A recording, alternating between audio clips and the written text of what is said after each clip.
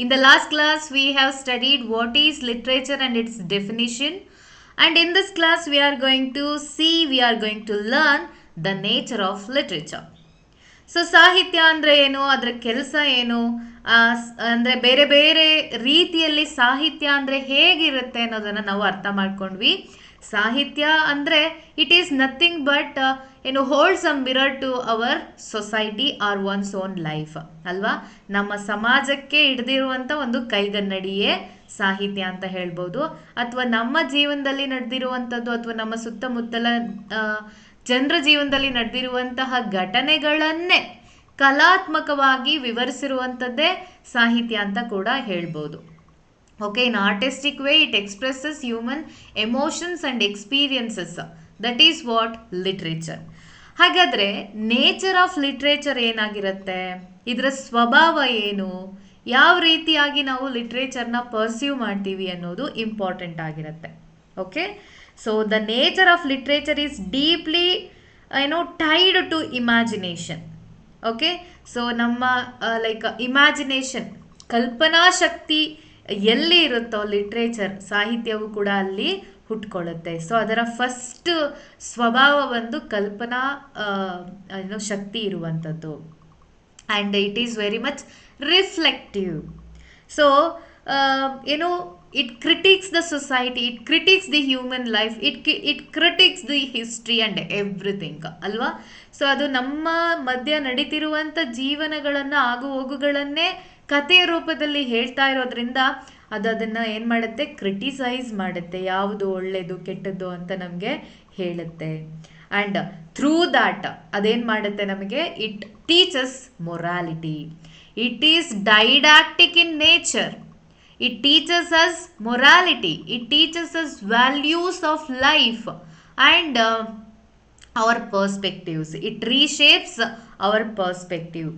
And it is very much emotional in nature and intellectual in appeal.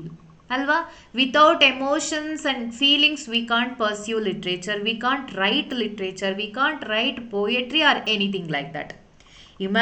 Imagination ಜೊತೆಗೆ emotions ಕೂಡ ಇರಬೇಕು, ಸ್ಪಂದಿಸುವಂತಹ ಗುಣವೂ ಕೂಡ ಇರಬೇಕು. A writer should has empathy as well as sympathy. ಆಯಿತಾ. So ಯಾರೋ ಕಷ್ಟಪಡ್ತಿದ್ದಾರೆ ಅಂತ ಹೇಳಿದ್ರೆ ಅದಕ್ಕೆ ಮಿಡಿಯುವಂಥ ಮನಸ್ಸು ಕೂಡ ಇರಬೇಕು. ಎಲ್ಲೋ ಅನ್ಯಾಯ ನಡೀತಾ ಇದೆ ಅಂತ ಹೇಳಿದ್ರೆ ಅದನ್ನು ಧಿಕ್ಕರಿಸುವಂತಹ, ನ್ಯಾಯಕ್ಕಾಗಿ ಹೋರಾಡುವಂಥ ಒಂದು ಮನಸ್ಥಿತಿ ಇರಬೇಕು. ಬೇರೆಯವರ ಕಷ್ಟಗಳನ್ನು ಅರ್ಥ ಮಾಡ್ಕೊಳ್ಳುವಂಥ ಮನೋಭಾವ ಇರಬೇಕು. ಸೊ ಈ ರೀತಿಯಾಗಿ it has all kind of emotions and empathy and sympathy and it appeals all these with intellectual merit. Okay, so it has imaginative power, it has creative power, it reflects and criticizes, and it has emotional quality, it has intellectual qualities also. This is how we present the nature of literature. Okay, nature ಸಾಹಿತ್ಯದ ಸ್ವಭಾವಗಳು ಇದೆಲ್ಲವೂ ಕೂಡ. So ಇವುಗಳನ್ನು ನಾವೀಗ ಒಂದೊಂದೇ systematic ಆಗಿ ನೋಡೋಣ ಹೇಗಿದೆ ಅಂತ. So nature of literature. So first nature is, literature is imaginative in its nature.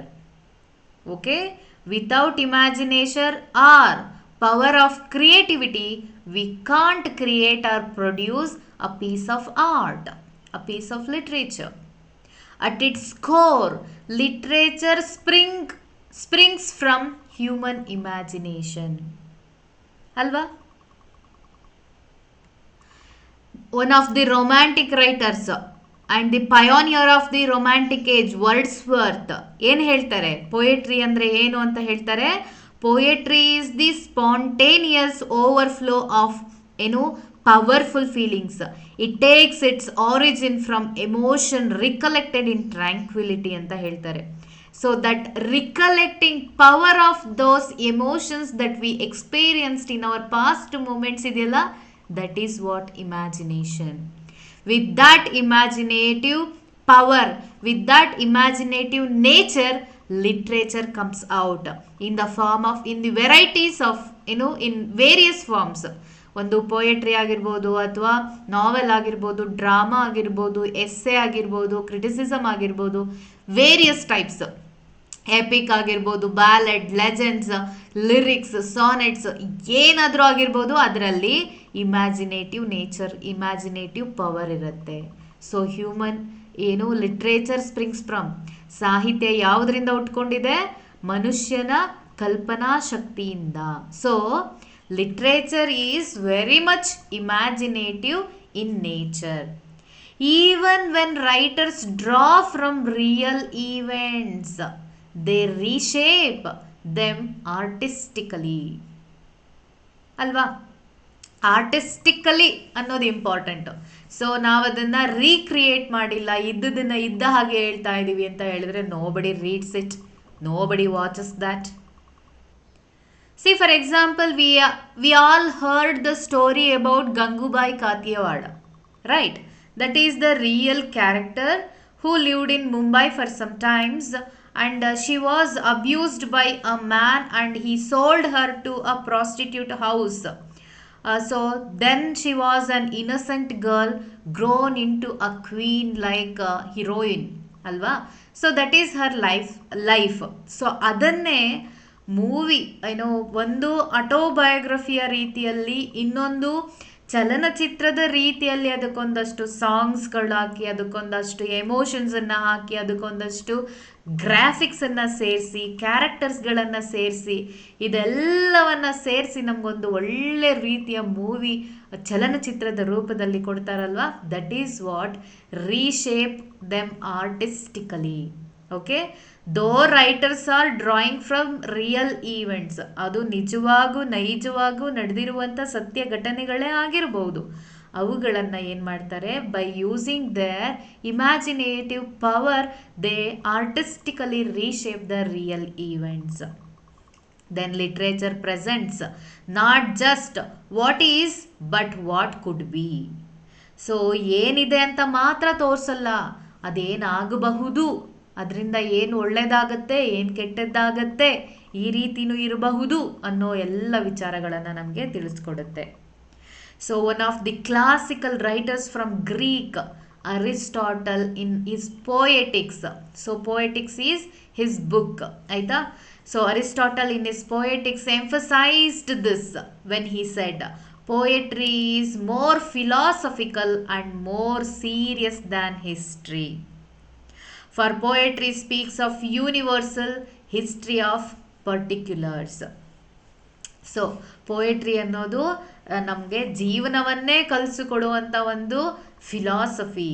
It is very much serious than history ಏನಿರುತ್ತೋ ಅದನ್ನು ಇದ್ದ ಹಾಗೆ ಹೇಳುತ್ತೆ. ಆದರೆ ಪೋಯೆಟ್ರಿ ಏನು ಮಾಡುತ್ತೆ? Poetry in the sense literature.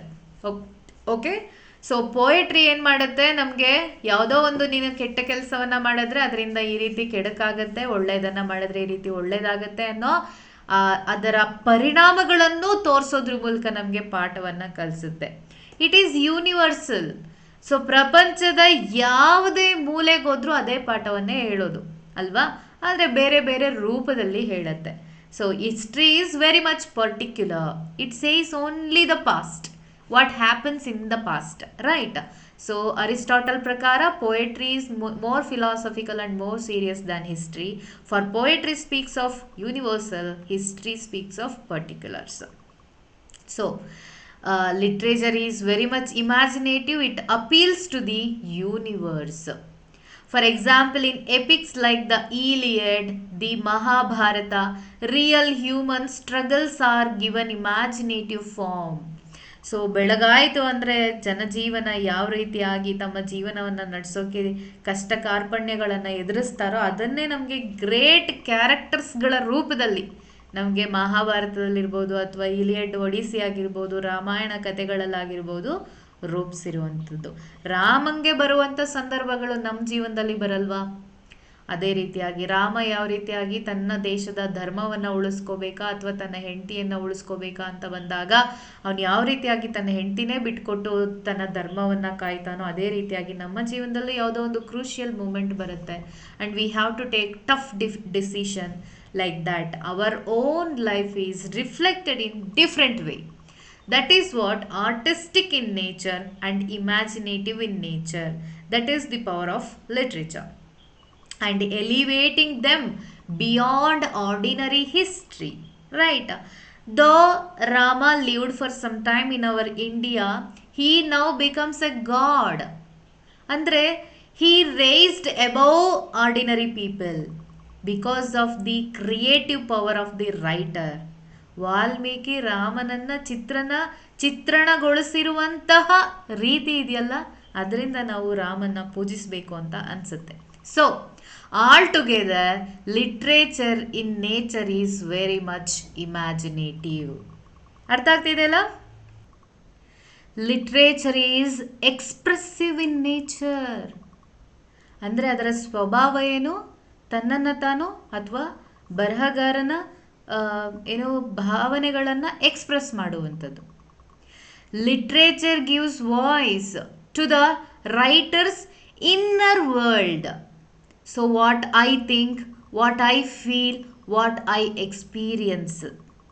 ಅಂದರೆ ಫಾರ್ ಎಕ್ಸಾಂಪಲ್ ನನ್ನನ್ನೇ ನಾನು ಬರಹಗಾರ ಅಂತ ಇಟ್ಕೊಂಡ್ರೆ ನಾನು ಏನು ಯೋಚನೆ ಮಾಡ್ತಾ ಇದ್ದೀನಿ, ನನ್ನ ಭಾವನೆಗಳೇನಾಗಿರುತ್ತೆ, ನನ್ನ ಅನುಭವಗಳೇನಾಗಿರುತ್ತೆ, ಅವುಗಳನ್ನೇ ಇಟ್ಕೊಂಡು ನಾನೇನು ಮಾಡ್ತೀನಿ, ಒಂದು ಪದ್ಯವನ್ನು ಬರೀತೀನಿ ಅಂತ ಇಟ್ಕೊಳ್ಳೋಣ. Okay, that is where I am expressing all these through this means. Through literature, writers express their world view. ನನ್ನ ಪ್ರಕಾರ ಪ್ರಪಂಚ ಹೇಗೆ ಕಾಣಿಸ್ತಾ ಇದೆ. And my beliefs, my joys, my sorrows. If, for example, I pursue everything successfully in my world, I say, yes, this world is so beautiful. And I am very blessed to be born in this world, and as a human being I am very much happy, and I am really blessed with such great parents or siblings ಅಂತ ನಾನು ಬರಿತಾ ಹೋಗ್ತೀನಿ. ಅದೇ ನನ್ನ ಜೀವನದಲ್ಲಿ ಬರೀ ಕಷ್ಟಗಳೇ ಬಂತು ಅಂತ ಇಟ್ಕೊಳ್ಳಿ. ಸೊ ನಾನು ಆ ದುಃಖವನ್ನೆಲ್ಲ ನನ್ನ ಪದ್ಯದಲ್ಲೋ ನನ್ನ ಕಾದಂಬರಿಯಲ್ಲೋ ತೋಳ್ಕೊಡ್ತೀನಿ. ಅಂದರೆ ನಾನು ಈ ಭೂಮಿಗೆ ಒಂದು ಮಗುವಾಗಿ ಬಂದಾಗಿನಿಂದ ನಾನು ಕಂಡಿದ್ದೆಲ್ಲವೂ ಕೂಡ ಕಣ್ಣೀರೇ. ನನ್ನ ತಂದೆ ತಾಯಿ ಎಷ್ಟು ಕಷ್ಟಪಟ್ಟು ನನ್ನನ್ನು ಓದಿಸಿದ ನಂತರ ನಾನು ಒಬ್ಬ ಸೈಂಟಿಸ್ಟ್ ಆದರೂ ಕೂಡ ನನಗೆ ಒಳ್ಳೆ ರೀತಿಯಲ್ಲಿ ಒಂದು ಸ್ಥಾನ ಆಗಲಿ, ಒಂದು ಗೌರವ ಆಗಲಿ, ಒಂದು ಉದ್ಯೋಗ ಆಗಲಿ ಸಿಗಲಿಲ್ಲ. Even though I suffered till today I am suffering. ಅಲ್ವಾ? ದುಃಖ ಆದರೆ ಬರೀ ದುಃಖನೇ ಹೇಳ್ಕೊಳ್ತೀನಿ. ದೇವರು ಅಂದರೆ ಏನು? ನನ್ನ ನಂಬಿಕೆ. ನಾನು ದೇವರಲ್ಲಿ ನಂಬ್ತಾ ಇದ್ದರೆ ದೇವರು ಅಂದರೆ ಹಾಗೆ ಹೀಗೆ ಅಂತ ಹಾಡಿ ಹೊಗಳ್ತೀನಿ. ನನಗೆ ದೇವರಲ್ಲಿ ನಂಬಿಕೆ ಇಲ್ಲ ಅಂತಂದರೆ so there is no God, there is only science ಅಂತ ಹೇಳ್ತೀನಿ. ಅಂದರೆ ನನ್ನ ಪ್ರಕಾರ ಪ್ರಪಂಚ ಹೇಗೆ ಕಾಣಿಸ್ತಾ ಇದೆ, ನನ್ನ ನಂಬಿಕೆಗಳೇನು, ನನ್ನ ಸಂತೋಷ ಏನು, ನನ್ನ ದುಃಖಗಳೇನು, ಇವುಗಳ ನನ್ನ ದೃಷ್ಟಿಯಲ್ಲಿ ನಾನು ಬರಿತಾ ಹೋಗ್ತೀನಿ. So the literature expresses inner world of a writer as well as his world views. So ಅಂದರೆ ಪ್ರಪಂಚ ಹೇಗೆ ಕಾಣಿಸ್ತಾ ಇದೆ. ಫಾರ್ ಎಕ್ಸಾಂಪಲ್, ಬೆಸ್ಟ್ ಎಕ್ಸಾಂಪಲ್ ಅಂತ ಹೇಳಿದ್ರೆ ದ ರೊಮ್ಯಾಂಟಿಕ್ ಪೋಯೆಟ್ಸ್. ವರ್ಡ್ಸ್ವರ್ತ್ ಆಗಿರ್ಬೋದು, ಶೆಲ್ಲಿ ಆಗಿರ್ಬೋದು, ಕೀಟ್ಸ್ ಆಗಿರ್ಬೋದು, ಎಸ್.ಟಿ. ಕಾಲ್ರಿಡ್ಜ್ ಆಗಿರ್ಬೋದು, ಇವರೆಲ್ಲರೂ ಕೂಡ ರೊಮ್ಯಾಂಟಿಕ್ ರೈಟರ್ಸ್ ಆಗಿರ್ತಾರೆ. And they express there personal feelings through there writings. For example, Wordsworth ಅಂತಲೇ ಇಟ್ಕೊಳ್ಳೋಣ. ವರ್ಡ್ಸ್ವರ್ತ್ ಒಂದಿನ ಏನಾಗಿರುತ್ತೆ, ಅವನಿಗೆ ತುಂಬ ಅಂದರೆ ತುಂಬ ದುಃಖ ಆಗಿರುತ್ತೆ. ಸೊ ಅದೇ ನಿರಾಶೆಯಲ್ಲಿ ಅವನು ಜೋರಾಗಿ ಮಳೆ ಬಂದಿರೋ ವಾತಾವರಣ ಇರುತ್ತೆ. ಸೊ ಮಳೆ ಬಂದು ಆಗಷ್ಟೇ ನಿಂತಾಗ ಒಂದು ಪ್ರಕೃತಿಯಲ್ಲಿ ಒಂದು ರೌಂಡ್ ಹೋಗಿ ಬರೋಣ ಅಂತ ಹೊರಗಡೆ ಬರ್ತಾನೆ. ಆ ಹೊರಗಡೆ ಬಂದಾಗ ಕೊರೆಯುವಂಥ ಚಳಿನಲ್ಲಿ ಒಬ್ಬ ಅಜ್ಜ ಮುದುಕ ಒಂದು ಪಾಂಡ್ ಹತ್ರ ಕೂತ್ಕೊಂಡು ಲೀಚಸನ್ನು ಹಿಡಿತಾ ಇರ್ತಾನೆ. ಲೀಚಸ್ ಅಂದರೆ ಗೊತ್ತಲ್ವಾ? ಊಪ್ತಿ ಅಂತಾರೆ. ಓಕೆ, ಅಂದರೆ that a kind of insect. ಅವುಗಳನ್ನು ಒಂದು ಕೆರೆ ಹತ್ರ ಕೂತ್ಕೊಂಡೆಲ್ಲ ಕಲೆಕ್ಟ್ ಮಾಡ್ತಾ ಇರ್ತಾನೆ. ಆ ನಡುಗುವಂಥ ಚಳಿನಲ್ಲಿ ಬರೀ ಮೈನಲ್ಲಿ ಇನ್ನೇನೋ ಸಾಯ್ತಾನೇನೋ ಅನ್ನೋಷ್ಟು ವಯಸ್ಸಾಗಿರುವಂಥ ಮುದುಕ ಕೂತು ತನ್ನ ಕೆಲಸವನ್ನು ತಾನು ಮಾಡ್ತಾ ಇರೋದನ್ನ ನೋಡಿ ವರ್ಡ್ಸ್ವರ್ತ್ಗೆ ತುಂಬ ಇನ್ಸ್ಪೈರ್ ಆಗುತ್ತೆ. ನಾನು ಚಿಕ್ಕ ಪುಟ್ಟ ಘಟನೆಗಳನ್ನೇ ತುಂಬ ದೊಡ್ಡದು ಅಂತ ತಲೆಗೆ ಹಾಕ್ಕೊಂಡು ಹತಾಶೆಯಲ್ಲಿ ನನ್ನ ಜೀವನನ ನೋಡ್ತಾ ಇದ್ದರೆ, ಇನ್ನೇನೋ ನಾಳೆನೋ ಇವತ್ತೋ ಸತ್ತೋಗುವಂಥ ಈ ಮುದುಕ ಜೀವನದ ಮೇಲೆ ಭರವಸೆಯನ್ನು ಇಟ್ಕೊಂಡು ತನ್ನ ಕೆಲಸವನ್ನು ತಾನು ಮಾಡ್ತಾ ಇದ್ದಾನೆ, ಮಿಕ್ಕಿದೆಲ್ಲವನ್ನು ದೇವರಿಗೆ ಬಿಟ್ಟಿದ್ದಾನೆ ಅನ್ನೋ ಒಂದು ಆ ನಂಬಿಕೆಯಲ್ಲಿ ಆ ಪಾಸಿಟಿವ್ ವೈಬಲ್ಲಿ ಇದ್ದಾನಲ್ಲ, ಅದು ಪೋಯೆಟನ್ನು ಇನ್ಸ್ಪೈರ್ ಮಾಡುತ್ತೆ. ಅದರಿಂದ ಇನ್ಸ್ಪೈರ್ ಆದಂತಹ ವರ್ಡ್ಸ್ವರ್ತು ರೆಸಲ್ಯೂಷನ್ ಆ್ಯಂಡ್ ಇಂಡಿಪೆಂಡೆನ್ಸ್ ಅನ್ನೋ ಒಂದು ಪೋಯೆಟ್ರಿಯನ್ನು ಬರೀತಾನೆ, ಅಥವಾ ಲೀಚ್ ಗ್ಯಾದರರ್ ಅಂತ ಕೂಡ ಅದನ್ನು ಲೀಚ್ ಗ್ಯಾದರರ್ ಅಂತ ಕೂಡ ಕರೀತಾರೆ. ಓಕೆ, ಅಂದರೆ Wordsworth is expressing his world view as well as is inner feelings in that poetry. Take for example Keats. Keats is also one of the best example to understand this expressive nature. In his poem, Ode on a Nightingale. Okay, ಒಂದು ಪಕ್ಷಿ, Nightingale ಅಂತಂದರೆ ಕೋಗಿಲೆ ಅಂತ ಹೇಳ್ತೀವಲ್ವಾ. So ode on a nightingale ಅನ್ನೋದ್ರಲ್ಲಿ Keats expresses is yearning to escape from the pain of this world.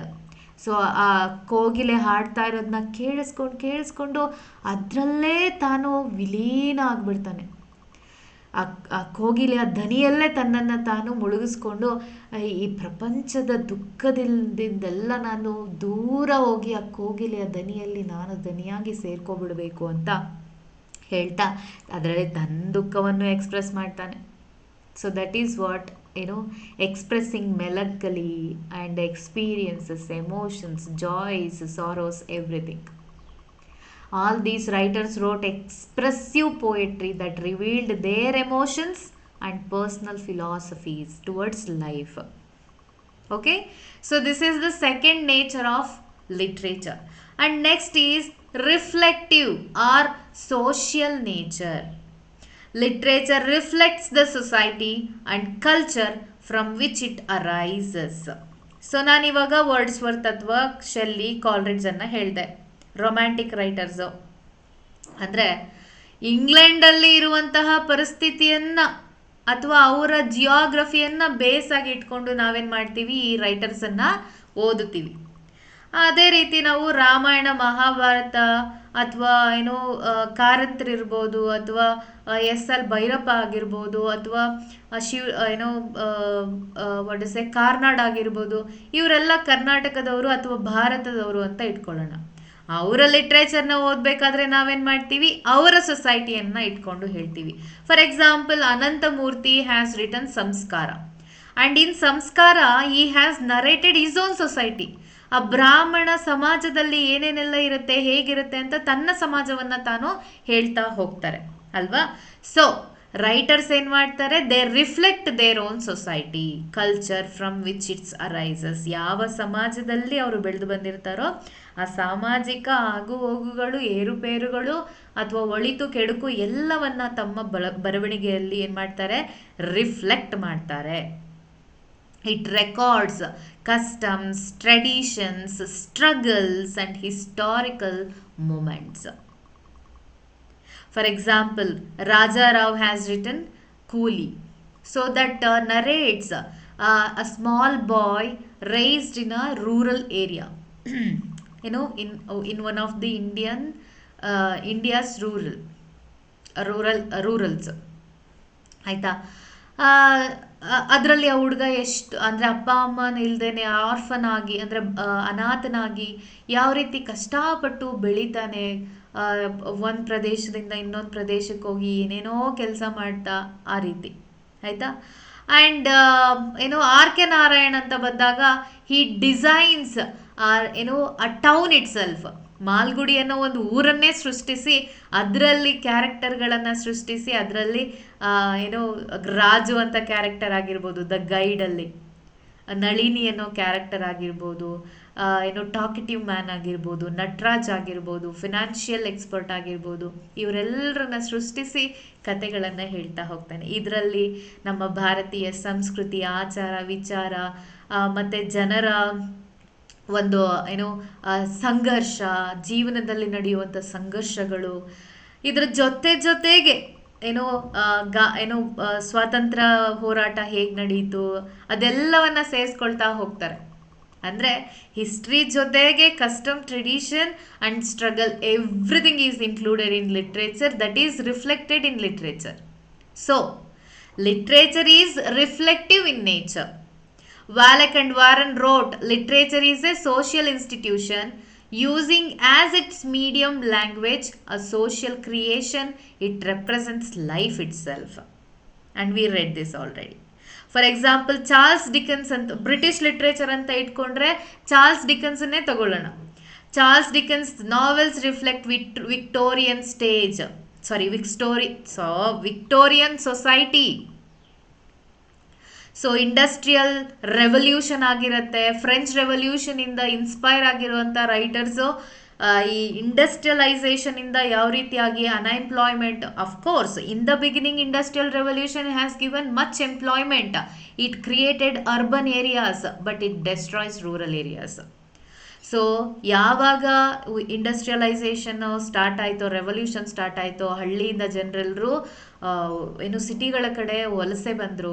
ಅಲ್ಲಿ ಜನ ಹೆಚ್ಚಾದಾಗೆ ಎಷ್ಟು ಜನಕ್ಕೆ ಅಂತ ಉದ್ಯೋಗಗಳನ್ನ ಕೊಡೋಕ್ಕಾಗತ್ತೆ? ಸ್ಲಮ್ಸ್ ಕ್ರಿಯೇಟ್ ಆಗುತ್ತೆ, ಕೆಲಸ ಇಲ್ಲದೆ, ಹೊಟ್ಟೆಗೆ ತಿನ್ನೋಕೆ ಅನ್ನ ಇಲ್ಲದೆ ಎಲ್ಲ ಕಷ್ಟಗಳನ್ನು ಅನುಭವಿಸ್ಬೇಕಾಗಿ ಬರುತ್ತೆ. ಸೊ ವಿಕ್ಟೋರಿಯನ್ ಏಜಲ್ಲಿ ಅಂತಹ ಪರಿಸ್ಥಿತಿ ಕ್ರಿಯೇಟ್ ಆಗುತ್ತೆ. London was flooded with people and it was overpopulated and slums were created rampantly all over in London. So that is reflected in Charles Dickens' novels. And while African writers like Chinua Achebe reflect colonial and post-colonial realities, Chinua Achebe emphasizes his own culture in his novels. So ಬ್ರಿಟಿಷರು ಬರ್ತಾರೆ, Africans ಎಲ್ಲರೂ ಕಪ್ಪು ಜನಾಂಗ ಅಂತ ದೂರ ಇಡ್ತಾರೆ, ಅವರನ್ನು ಕೀಳು ಅಂತ ಹೇಳ್ತಾರೆ, ಅನಾಗರಿಕರು ಅಂತ ಹೇಳ್ತಾರೆ, ಅವರನ್ನು ನಾಗರಿಕರನ್ನಾಗೆ ಮಾಡೋಕೆ ನಾವು ಬಂದಿರೋದು ಅಂತ ಹೇಳ್ಕೊಳ್ತಾರೆ. ಆದರೆ ಚಿನುವಾ ಅಚಿಬೆ ತನ್ನ ನಾವೆಲ್ಸ್ಗಳ ಮೂಲಕ, for example things fall apart ಆಗಿರ್ಬೋದು, ಆರ್ ಆಫ್ ಗಾಡ್ ಆಗಿರ್ಬೋದು, ಈ ನಾವೆಲ್ಸ್, ಕಾದಂಬರಿಗಳ ಮೂಲಕ ನಮಗೂ ನಮ್ಮದೇ ಆದಂಥ ಒಂದು ಸಂಸ್ಕೃತಿ ಇತ್ತು, ನಾವು ಆ ಸಂಸ್ಕೃತಿನಲ್ಲಿ ಚೆನ್ನಾಗಿ ಬದುಕಿ ಬಾಳ್ತಾ ಇದ್ವಿ, ನಮ್ಮದೇ ಆದಂಥ ಪ್ರಜಾಪ್ರಭುತ್ವವೂ ಇತ್ತು, ನಾವು ನೆಮ್ಮದಿಯಾಗಿದ್ವಿ. ಇದನ್ನೆಲ್ಲ ಕೆಡ್ಸೋಕೆ ಬಂದಿದ್ದೆ ಬ್ರಿಟಿಷರ್ಸು. ಅವರು ಬಂದು ಮಧ್ಯ ಇಂಟರಪ್ಟ್ ಮಾಡ್ತಾರೆ, they disturbed us. So while we are developing our culture, so ನಾವು ಬೆಳೀತಾ ಇರುವಂತಹ ಪರಿಸ್ಥಿತಿಯಲ್ಲಿ ಬಂದು ಅವರು ಡಿಸ್ಟರ್ಬ್ ಮಾಡಿ ತಮಗೆ ತಾವೇ ಸುಪೀರಿಯರ್ ಅಂತ ಹೇಳ್ಕೊಳ್ತಾರೆ ಅಂತ ಚಿನುವಾ ಅಚಿಬೆ ತನ್ನ ಲಿಟ್ರೇಚರಲ್ಲಿ ಬರಿತಾ ಹೋಗ್ತಾರೆ. So literature is reflective in nature, it reflects society. Okay, understood? Next is universal quality, it's nature. Next nature is, ಅಂದರೆ ಇದರ ಸ್ವಭಾವ ಏನಪ್ಪ ಅಂತಂದರೆ it is universal. Literature transcends time and place, addressing themes that are common to all humanity. For example, love, death, identity, justice, freedom, faith, suffering, everything is, there in all the corners of the world. This universality gives literature its lasting value. Matthew Arnold says, described literature as the best that has been taught and said in the world. So, what is this universality, universal quality? For example, we study, poetry regarding Buddha, writings about Buddha, history about Buddha. And all over the world, the people, some people are there, they read about Buddha, right? And they perceive his qualities. ಅಂದರೆ ಬುದ್ಧ ಭಾರತಕ್ಕೆ ಮಾತ್ರ ಸೀಮಿತ ಅಲ್ಲ, ಇಡೀ ಪ್ರಪಂಚಕ್ಕೆ apply ಆಗ್ತಾನೆ. For example, ಈಗಷ್ಟೇ ನಾನು ಚಿನುವಾ ಅಚಿಬೆ ಬಗ್ಗೆ ಹೇಳಿದೆ. So Chinua Achebe has told about post colonial and colonial struggles of their people and African culture and everything. ಹಾಗಾದರೆ ಇಂಡಿಯನ್ಸನ್ನು ಬ್ರಿಟಿಷರ್ಸ್ ಬಂದುಬಿಟ್ಟು ತುಂಬ ಮೇಲ್ ಸ್ತರದಲ್ಲಿ ಇಟ್ಟು ನೀವು ತುಂಬ ದೊಡ್ಡವರು, ನಿಮ್ಮ ಕೈ ಕೆಳಗಡೆ ನಾವು ಕೆಲಸ ಮಾಡ್ತೀವಿ ಅಂತ ಹೇಳಿ ನಮಗೆ ಬೇಕಾಗಿರೋಂಥ ಆಸ್ತಿ, ಐಶ್ವರ್ಯ, ಹಣ ಎಲ್ಲವನ್ನ ಕೊಟ್ಟು ಉದ್ಯೋಗಗಳನ್ನು ಕೊಟ್ಟಿದ್ರಾ? ಇಲ್ಲ. ಆಫ್ರಿಕನ್ಸ್ ಯಾವ ರೀತಿಯಾಗಿ ಕಷ್ಟ ಕಾರ್ಪಣ್ಯಗಳನ್ನು ಅನುಭವಿಸ್ತಾ ಇದ್ರೋ ಅದೇ ರೀತಿಯಾಗಿ ಭಾರತೀಯರು ಕೂಡ ಕಲೋನೈಸರ್ಸ್ ಕೈ ಕೆಳಗಡೆ ಕಷ್ಟಗಳನ್ನು ಅನುಭವಿಸಿದ್ರು. ಹಾಗಾದರೆ ಚಿನುವಾ ಅಚಿಬೆ ಲಿಟ್ರೇಚರ್ನ ಓದಿದ ತಕ್ಷಣ ನಮಗೂ ಕೂಡ ಅದೇ ಪರಿಸ್ಥಿತಿ ಇತ್ತು, ನಾವು ಕೂಡ ನಮ್ಮದೇ ಆದಂಥ ಭಾರತೀಯ ಸಂಸ್ಕೃತಿಯನ್ನು ಹೊಂದಿದ್ವಿ, ಆ್ಯಂಡ್ ಅವರು ಕ್ರಿಶ್ಚಿಯಾನಿಟಿಯನ್ನು ತಂದು ನಮ್ಮ ಮೇಲೆ ಹೇರಿದ್ರು, ಅದು ನಮಗೆ ಬೇಕಾಗಿರಲಿಲ್ಲ ಅಂತ ಎಷ್ಟೊಂದು ಜನ ನಮ್ಮ ಭಾರತೀಯ ಬರಹಗಾರರು ಬರೆದಿದ್ದಾರೆ ಅಲ್ವಾ. ವೇದ, ಉಪನಿಷತ್ತು, ಪುರಾಣಗಳೆಲ್ಲವೂ ಇದೆ. ಹಾಗಂತ ಗ್ರೀಕ್ ಲಿಟ್ರೇಚರ್ ಬಂದಿದ ತಕ್ಷಣ ನಮಗೆ ಲಿಟ್ರೇಚರ್ ಅನ್ನೋದೇ ಗೊತ್ತಿರಲಿಲ್ಲ, ಬರವಣಿಗೆ ಅನ್ನೋದೇ ಗೊತ್ತಿರಲಿಲ್ಲ, ಸಂಸ್ಕೃತಿ ಅನ್ನೋದೇ ಗೊತ್ತಿರಲಿಲ್ಲ ಅನ್ನೋದಾಯ್ತಾ? ಇಲ್ಲ, ಅದಕ್ಕೂ ಮೊದಲು ನಾವು ಬರೀತಾ ಇದ್ವಿ ಅಲ್ವಾ. ಹಾಗಾಗಿ ಈಗ ಚಿನುವಾ ಅಚಿಬೆಯನ್ನು ಓದ್ಬಿಟ್ಟು ನಮಗೂ ಅದು ಅಪ್ಲೈ ಆಗುತ್ತೆ ಅಂತ ನಾವು ಹೇಳುವಂಥದ್ದು, ಅಥವಾ ರಾಮಾಯಣ ಮಹಾಭಾರತಗಳನ್ನು, ಭಗವದ್ಗೀತೆಯನ್ನು ಎಲ್ಲೋ ಪ್ರಪಂಚದ ಮತ್ತೊಂದು ಮೂಲೆಯಲ್ಲಿ ಯಾರೋ ಓದಿ ಧರ್ಮ ಅಂದ್ರೇನು ಅಂತ ಅರ್ಥ ಮಾಡಿಕೊಂಡು ಅದರ ಪ್ರಕಾರ ನಡೆಯುವಂಥದ್ದು ಇರಬಹುದು ಅಲ್ವಾ. ಹೀಗೆ ಎಲ್ಲೋ ಈಗ ಚಾರ್ಲ್ಸ್ ಡಿಕನ್ಸ್ ಇಂಡಸ್ಟ್ರಿಯಲ್ ರೆವಲ್ಯೂಷನ್ ವಿರುದ್ಧವಾಗಿ ಬರಿತಾ ಇದ್ದಾನೆ ಅಂತ ಹೇಳಿದ್ರೆ ಅದೇ ಪರಿಸ್ಥಿತಿ ಬೇರೆ ಯಾವ ಪ್ರಪಂಚದ ಯಾವ ಮೂಲೆಯಲ್ಲಿ ನಡೆದರೂ ಕೂಡ ಅದೇನೆ ಅಲ್ವಾ. ಹಾಗಾಗಿ literature is universal in its nature. ಅದ್ರದ್ದು ಲವ್ ಆಗಿರ್ಬೋದು, ಈಗ ಫಾರ್ ಎಕ್ಸಾಂಪಲ್ ಕೊರಿಯನ್ ಮೂವೀಸ್ ನೋಡ್ತಾರೆ ಎಲ್ಲರೂ ಕೂಡ, ಫೇಮಸ್ ಅಂತ ನೋಡ್ತಾರೆ, and it is famous for it's love and some fantasy like life. Why do people love those movies? Because they find themselves in it. Death, ಯಾವ ಪ್ರಪಂಚದ ಯಾವ ಮೂವಿನಲ್ಲಿ ನೀವು ಸಾವಿನ ಬಗ್ಗೆ ಓದಿದ್ರೂ ಕೂಡ ಅದು ನಿಮಗೂ ಕೂಡ ಅನುಭವ ಆಗುತ್ತೆ. ನಮ್ಮ ಪ್ರೀತಿ ಪಾತ್ರರು ನಾನು ಅನ್ನೋ ಒಂದು ಭಾವನೆಯಲ್ಲಿ ಬಂದು ದುಃಖ ಆಗುತ್ತೆ. ನ್ಯಾಯ ಅಂತ ಬಂದಾಗ ಅಲ್ವಾ, ಫ್ರೀಡಮ್ ಅಂತ ಬಂದಾಗ, Indians inspired from French revolution, American revolution and other things. So ಯಾಕೆ ಅಲ್ಲಿ ಜನ ಹೋರಾಟ ಮಾಡಿ ಸ್ವಾತಂತ್ರ್ಯವನ್ನು ಪಡ್ಕೊಳ್ತಾ ಇದ್ದಾರೆ ಅಂದರೆ ನಮಗೂ ಕೂಡ ಆಗುತ್ತೆ ಅಂತ ಅದನ್ನು ಅವರು ತಮಗೆ ತಾವು ಅಪ್ಲೈ ಮಾಡಿಕೊಂಡ್ರು. ಹಾಗಾಗಿ ಲಿಟ್ರೇಚರ್ ಯಾವ ಮೂಲೆಯಲ್ಲಿ ಇದ್ದರೂ ಕೂಡ ಉಟ್ಕೊಂಡ್ರೂ ಕೂಡ ಅದು ಪ್ರಪಂಚದ ಎಲ್ಲ ಭಾಗಗಳಿಗೂ ಕೂಡ ಅಪ್ಲೈ ಆಗುತ್ತೆ. Okay, I hope you understood. And for example ನೋಡಿ, Sophocles Oedipus Rex is still relevant to today because it deals with fate, guilt and human error. Universal human experiences are there. So Oedipus ರೆಕ್ಸಲ್ಲಿ ರಾಜ ಯಾವ ರೀತಿಯಾಗಿ ತನಗೆ ತಾನು ಗೊತ್ತಿಲ್ಲದೇನೆ ತನ್ನ ವಿಧಿಯನ್ನು ತಾನೇ ಹಿಂಬಾಲಿಸ್ಕೊಂಡು ಹೋಗಿ ಕಷ್ಟಗಳನ್ನು ಅನುಭವಿಸ್ತಾನೆ. ಈಡಿಪಸ್ ರೆಕ್ಸಲ್ಲಿ ಏನಾಗುತ್ತೆಪ್ಪ ಅಂತ ಹೇಳಿದ್ರೆ, ಅವನು ಹುಟ್ಟಿದ ತಕ್ಷಣ ರಾಜ ರಾಣಿಗೆ ಹೇಳ್ತಾರೆ, ಸೊ ನಿನ್ನ ಮಗನ ಕೈಯಿಂದಲೇ ನಿನ್ನ ಸಾವಾಗುತ್ತೆ ಅಂತ ಹೇಳ್ಬಿಡ್ತಾರೆ. ಅದಕ್ಕೆ ರಾಜ ಏನು ಮಾಡ್ತಾನೆ, ಆ ಮಗುನ ಸಾಯಿಸ್ಬಿಡಿ, ತಗೊಂಡೋಗಿ ಅಂತ ಕೊಟ್ಬಿಡ್ತಾನೆ. ತಗೊಂಡೋದಂಥ ಮನುಷ್ಯ ಮಗು ಅಲ್ವಾ, ಸಾಯಿಸೋಕೆ ಹೇಗಾಗತ್ತೆ ಅಂತ ಎಲ್ಲೋ ಬಿಟ್ಟು ಕಾಡಲ್ಲಿ ಇಟ್ಬಿಟ್ಟು ಬರ್ತಾನೆ. ಸೊ ಒಬ್ಬ ಕುರುಬ ತಗೊಂಡೋಗಿ ಮಗುನ ಇನ್ನೊಂದು ರಾಜ್ಯದ ಯಾರೋ ರಾಜ ರಾಣಿಗೆ ಕೊಡ್ತಾನೆ. ಅಲ್ಲಿ ಈಡಿಪಸ್ ಬೆಳೀತಾನೆ. ಸೊ ಬೆಳೆದು ದೊಡ್ಡವನಾದ ಮೇಲೆ ಅವನಿಗೆ ಗೊತ್ತಾಗುತ್ತೆ, ಯಾರೋ ಮತ್ತೆ ಅವನಿಗೆ ಭವಿಷ್ಯವನ್ನು ನುಡಿತಾರೆ, ನಿನ್ನಿಂದಲೇ ನಿನ್ನ ತಂದೆ ಕೊಲೆ ಆಗತ್ತೆ ಅಂತ. ಅವರೇ ತನ್ನ ನಿಜವಾದ ತಂದೆ ತಾಯಿ ಅಂತ ಅಂದ್ಕೊಂಡು ತನ್ನ ಸಾಮ್ರಾಜ್ಯವನ್ನು ಬಿಟ್ಟು ಬೇರೆ ಕಡೆಗೆ ಬರ್ತಾನೆ. ಬಿಟ್ಟು ಬರ್ತಾ ಇರಬೇಕಾದ್ರೆ ದಾರಿನಲ್ಲಿ ಏನಾಗುತ್ತೆ, ಯಾರೋ ಒಬ್ಬ ಸಿಗ್ತಾನೆ, is one of the Kings. So ಅವನ ಜೊತೆ ಇವನಿಗೆ ಫೈಟ್ ಆಗುತ್ತೆ. ಅವನನ್ನು ಸಾಯಿಸಿ ಏನೋ ಥೀಬ್ಸ್ ಅನ್ನೋ ಒಂದು ಸಾಮ್ರಾಜ್ಯಕ್ಕೆ ಬರ್ತಾನೆ. ಸೊ ಆ ಥೀಬ್ಸ್ ಅಲ್ಲಿ ಒಂದು ಗಾದೆ ಮಾತನ್ನ ಏನು ನಿವಾರಣೆ ಮಾಡಿದ್ರೆ ನೀನು ಈ ಸಾಮ್ರಾಜ್ಯದ ರಾಜ ಆಗ್ತೀಯಾ, ಈ ರಾಣಿ ನಿನ್ನವಳಾಗ್ತಾಳೆ ಅಂತ ಹೇಳಿದಾಗ ಆ ಗಾದೆಗೆ ಅವನು ಉತ್ತರ ಕೊಟ್ಟು ಏನ್ ಮಾಡ್ತಾನೆ, ಒಗಟಿಗೆ ಆ ಸಾಮ್ರಾಜ್ಯದ ರಾಣಿಯನ್ನ ಮದುವೆ ಆಗ್ತಾನೆ. ಮದುವೆ ಆದ್ಮೇಲೆ 3 ಜನ ಮಕ್ಕಳು ಕೂಡ ಆಗ್ತಾರೆ. ಕೊನೆಗೆ ಥೀಬ್ಸ್ಗೆ ಏನು ಪ್ಲೇಗ್ ಬರುತ್ತೆ, ಜನರಲ್ಲು ಸಾಯಕ್ಕೆ ಸ್ಟಾರ್ಟ್ ಆಗ್ತಾರೆ. ಆಗ ಇವನು ಭವಿಷ್ಯ ನುಡಿಯುವಂಥ ಇದಕ್ಕೆ ಶಾಸ್ತ್ರ ಕೇಳ್ತಾರಲ್ವ ನಮ್ಮ ಕಡೆ ಎಲ್ಲ, ಹಾಗೆ ಕಳಿಸ್ತಾನೆ. ಆವಾಗ ಗೊತ್ತಾಗುತ್ತೆ ಈ ಥೀಬ್ಸ್ನ ರಾಜನನ್ನ ಯಾರು ಸಾಯಿಸಿದ್ರೋ ಅವನನ್ನ ಸಾಯಿಸಿ ರಿವೆಂಜ್ ದ್ವೇಷ ತೀರಿಸ್ಕೊಳ್ಳೋವರೆಗೂ ನಿಮ್ಮ ಸಾಮ್ರಾಜ್ಯಕ್ಕೆ ಮುಕ್ತಿ ಇಲ್ಲ ಅಂತ ಗೊತ್ತಾಗುತ್ತೆ. ಆಗ ಸತ್ಯವನ್ನ ಹುಡ್ಕೊಂಡು ಹೊರಟಂತಹ ಈಡಿಪಸ್ಗೆ ಗೊತ್ತಾಗುವಂಥದ್ದು, ತಾನು ಸಾಯಿಸಿದಂಥ ಒಬ್ಬ ರಾಜ ಇದ್ನಲ್ಲ ಅವನೇ ಅವನ ನಿಜವಾದ ತಂದೆ, ತಾನು ಮದುವೆ ಆಗಿರೋದೇ ತನ್ನ ತಾಯಿಯನ್ನ ಅಂತ ಗೊತ್ತಾಗ್ಬಿಡತ್ತೆ. ಈ ಸತ್ಯವನ್ನ ತಿಳಿದಂಥ ಈಡಿಪಸ್ಸು ತನ್ನ ಕಣ್ಣನ್ನೇ ತಾನೇ ಚುಚ್ಕೊಂಡು ಕುರುಡ ಆಗೋಗ್ತಾನೆ. ತಾನೇ ತನ್ನ ಸಾಮ್ರಾಜ್ಯದಿಂದ ಬಹಿಷ್ಕಾರ ಹಾಕೊಳ್ತಾನೆ. ಸೊ ಅಲ್ಲಿಂದ ಅವನ ಜೀವನ ಪೂರ್ತಿ ದುಃಖನೇ ಇರುತ್ತೆ. ಅಂದ್ರೆ ಈ ವಿಧಿಯಿಂದ ನಾವು ದೂರ ಹೋದ್ರೂ ಕೂಡ ವಿಧಿ ನಮ್ಮನ್ನ ಹಿಂಬಾಲಿಸುತ್ತೆ ಅನ್ನೋದು ಪ್ರಪಂಚದ ಯಾವುದೇ ಮೂಲೆಯಲ್ಲಿದ್ರೂ ಕೂಡ ಸತ್ಯ ಅಲ್ವಾ. ಸೊ ಹಾಗಾಗಿ ಇಟ್ ಅಪ್ಲೈಸ್ ಯೂನಿವರ್ಸಲ್ ಥೀಮ್ ಅಂತ ನಾವು ನೋಡಬಹುದು. Then it is dynamic and evolving in nature. ಬೆಳೀತಾ ಇರುತ್ತೆ, ನಿಂತ ನೀರಿನ ಹಾಗಲ್ಲ ಸಾಹಿತ್ಯ. ಫಾರ್ ಎಕ್ಸಾಂಪಲ್ ಈಗ ಪ್ರಾಚೀನ ಕಾಲದಲ್ಲಿ ಸಾಹಿತ್ಯ ಹೇಗಿತ್ತು, ಕಥೆಯ ರೂಪದಲ್ಲಿ ಅಥವಾ ಹಾಡಿನ ರೂಪದಲ್ಲಿ ಹಾಡ್ತಾ ಇದ್ರು, ಹೇಳ್ತಾ ಇದ್ರು.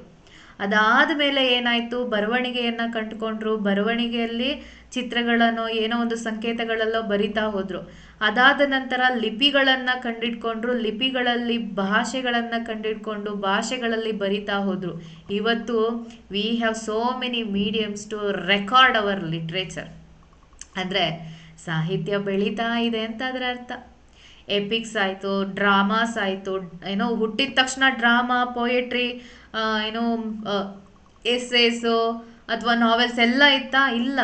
ಮೊದಲೆಲ್ಲ ಹಾಡಿನ ರೂಪದಲ್ಲಿ ಇತ್ತು, ಆಮೇಲೆ ಅದು ಕತೆಗಳ ರೂಪಕ್ಕೆ ಬಂತು, ನಾಟಕಗಳಾದವು, ನಾಟಕಗಳಾದಮೇಲೆ ಕಾದಂಬರಿಗಳ ರೂಪದಲ್ಲಿ ಬರಿತಾ ಹೋದ್ರು. ಹೀಗೆ ಒಂದೊಂದೇ ಹಂತದಲ್ಲಿ ಸಾಹಿತ್ಯ ಬೆಳೆದು ಬಂತು.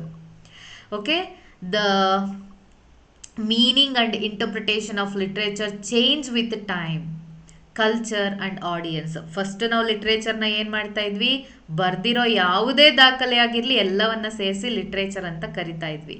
ಆದರೆ ಇವತ್ತು ನಾವೇನು ಮಾಡ್ತೀವಿ, ಆರ್ಟಿಸ್ಟಿಕ್ ನೇಚರ್ ಆಗಿರುವಂತಹ, ಏಸ್ಥೆಟಿಕ್ ಪ್ಲೆಷರ್ ಇರುವಂತಹ ಬರವಣಿಗೆಯ ದಾಖಲೆಗಳನ್ನು ಮಾತ್ರ ಲಿಟ್ರೇಚರ್ ಅಂತ ಕರಿತೀವಿ. ಸೊ ಟೈಮ್ ಬೆಳೆದ ಹಾಗೆ ಅದರ ಸಂಸ್ಕೃತಿ ಮತ್ತು ಏನು ಯಾರು ಅದನ್ನು ಓದ್ತಾರೆ ಎಲ್ಲವೂ ಬದಲಾಯ್ತಲ್ವಾ. What was considered literature in the past, epics, religious texts, differs from today's recognition of novels, essays and even digital literature. So ಅವಾಗ ಯಾವ ರೀತಿಯಾಗಿ ಮಹಾಕಾವ್ಯಗಳು ಅಥವಾ ರಿಲಿಜಿಯಸ್ ಟೆಕ್ಸ್ಟ್ಗಳನ್ನು ಲಿಟ್ರೇಚರ್ ಅಂತ ಕರಿತಾ ಇದ್ರು, ಇವತ್ತದು ಬದಲಾಗಿದೆ ಅಲ್ವಾ. ಬೇರೆ ಬೇರೆ ರೂಪದಲ್ಲಿ ನಾವು ಲಿಟ್ರೇಚರ್ನ ಕಾಣಿಸ್ತಾ ಇದ್ದೀವಿ. For example today works like graphic novels or post colonial writings are included in literature though they were once excluded ಅಲ್ವಾ. ಗ್ರಾಫಿಕ್ ನಾವೆಲ್ಸ್ ಎಲ್ಲವೂ ಕೂಡ ಬಂದಿದೆ, ಮೂವೀಸ್ ಎಲ್ಲ ನಾವು ನೋಡ್ತಾ ಇದ್ದೀವಿ. ಸೊ ಡೈನಾಮಿಕ್ ಅಂತಂದರೆ ಅದು ಬೆಳವಣಿಗೆ ಆಗ್ತಾ ಇರುತ್ತೆ, ಅದು ನಿಂತ ನೀರಲ್ಲ. ಆಯ್ತಾ. This is the fourth nature of literature. I think fifth nature. Like this, with all these nature's, ಈ ಎಲ್ಲ ಸ್ವಭಾವಗಳ ಜೊತೆಗೆ the nature of literature is imaginative, artistic, expressive, reflective. ನೀವು ಈ ರೀತಿ ನೀವು ಬರೆದಂತಹ ಎಸ್ಸೆಗೆ ನೀವು ಈ ರೀತಿ ಏನು ಮಾಡಬೇಕು, ಕನ್ಕ್ಲೂಷನ್ ಕೊಡಬೇಕು. Okay, the nature of literature is imaginative, artistic, expressive, reflective, universal and dynamic. It is both a mirror of life, capturing social and cultural realities and a lamp of imagination, illuminating the inner truths of human existence. Illuminating means ಬೆಳಕನ್ನು ಚೆಲ್ಲುತ್ತೆ, ನಮ್ಮ ಜೀವನದ ನಿಜ ಸತ್ಯಾಸತ್ಯತೆಗಳ ಮೇಲೆ ಬೆಳಕನ್ನು ಚೆಲ್ಲುತ್ತೆ ಅನ್ನೋದು ಅದರ ಅರ್ಥ. Okay, so this is all about the nature of literature. I hope you understood. Thank you.